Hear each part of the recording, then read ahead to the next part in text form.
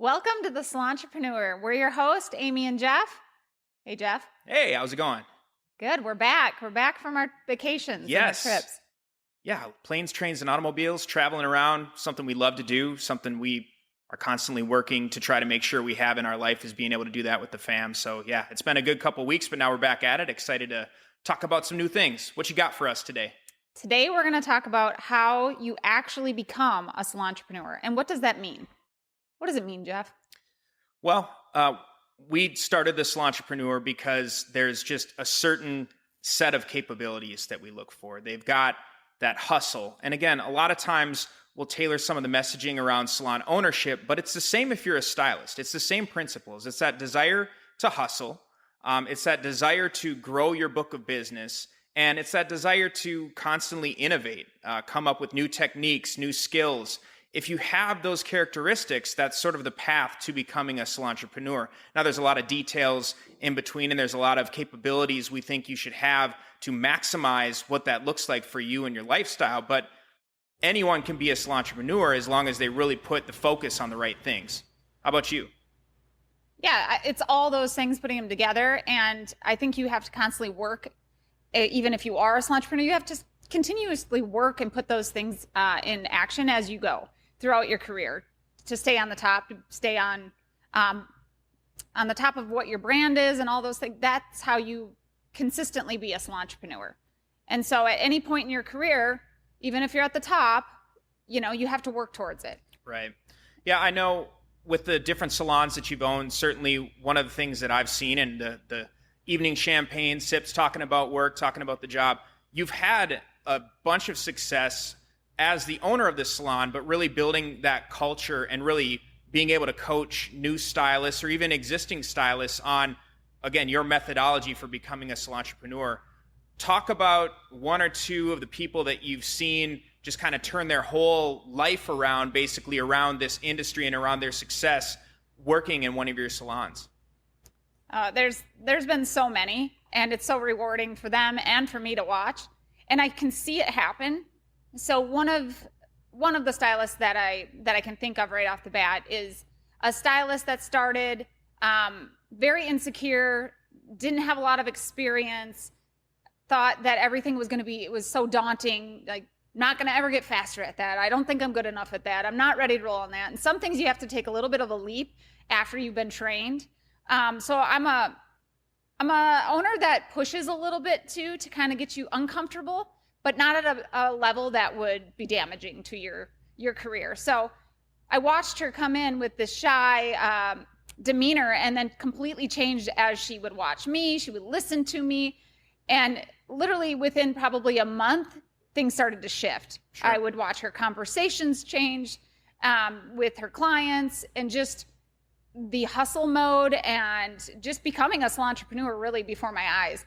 She would say things that I would say, and then her speed got faster because she's watching me. So it really was rewarding to watch her grow and to listen and learn that fast, because that's somebody who really wants to be a salontrepreneur, just was not trained or coached the right way. Right. So in that case, came in not a lot of experience maybe, or just not a lot of confidence in what they were doing, maybe hadn't had a ton of clients to date.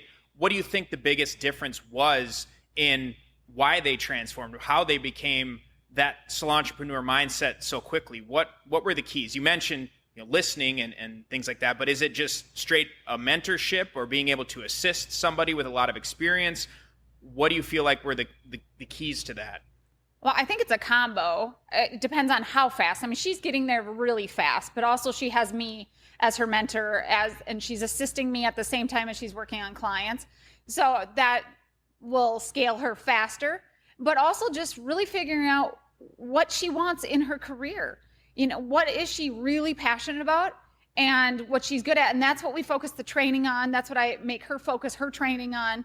And so that's where you really, really can, just like I said, scale your business, your clientele faster within a salon. And that's what she's done. Right. You mentioned that you're the kind of owner that pushes people a little bit outside of their comfort zone. And I think the key point that you made is not to the point where they're going to fail or fail miserably, but just learning new skills. If you know it's on trajectory for where they want to be or the types of clients they want to do, that's always been your style. And I really like that. The thing I heard just over and over again, though, is training. You're very big on training. There's so many stylists that we've had over the years that are almost training adverse. They've done the same thing for decades, and they're great at that one thing. And that's great if that's all that they want, but the training thing just becomes so foreign. And we've talked about this before. You're constantly training, and a lot of times you're at the top of the game. You're the one, you're the Salontrepreneur, and that's amazing, but you're never stopping taking that training. Never. And I think the ones that really gravitate toward your management style, your salon culture and goals, it is the training. It is. And I mean, you can't be a one-trick pony for too long. So you can do that for a while, and you can go on auto mode, which I talk about a lot. Your clients are going to get bored with you. I mean, they really might like you, and they might have came for years, and all of a sudden they're going to disappear.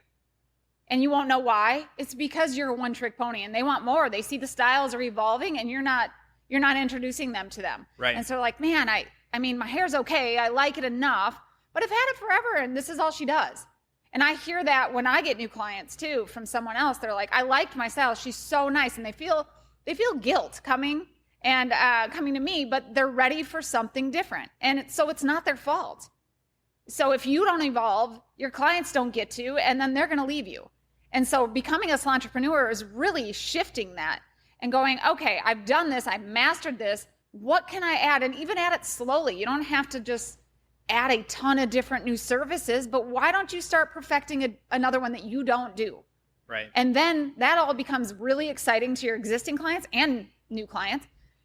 And then that's how you build, and that's how you stay on top. We're never closing our books, because then when the clients leave us, then we're limited. And then again, when you don't offer new services, when your clients aren't referring you new clients anymore either. Right. Because they have looked the same forever. Their friends have seen them looking that way forever. So there's nothing to talk about anymore. Right. All of a sudden, Sally comes with new hair, and they're like, whoa, what happened? Well, I'm still going to Jessica, and now she did this. Isn't it cool? Right. And then all of a sudden, they start flooding in again. So it's really just changing your systems and your knowledge. Yeah, and evolving, because like we said, the styles are constantly changing.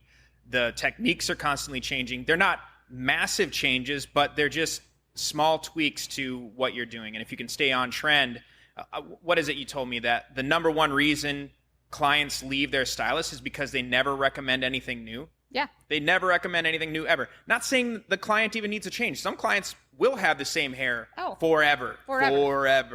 That's okay if they want to. But if you don't say, hey, I saw this picture the other day. I think you look really cute with this. They're just like, oh my gosh, that's such a huge thing to do. So yeah, keep those skills up so you can at least offer something new and exciting. Whether they take you up on it or not is a whole other thing, but at least you did that part, and that's key. You know what I love, Jeff, is like you've taken my training that I have. I'm a Salontrepreneur. If I could do hair, I suck at hair. I can't even do the girls' ponytails, for crying out loud. I just like listening to you. I'm like, where have I heard that before? Yeah. But these are all our champagne talks, and they're getting to you, and you're wearing off. And plus, you've been with me a million years, so there is that. That's what happens, but it's cool, and that's what I want for my stylist and my team and everybody else out there. I just want them to grasp even a little tidbit from what we're talking about, and then implement it, and then just watch the difference.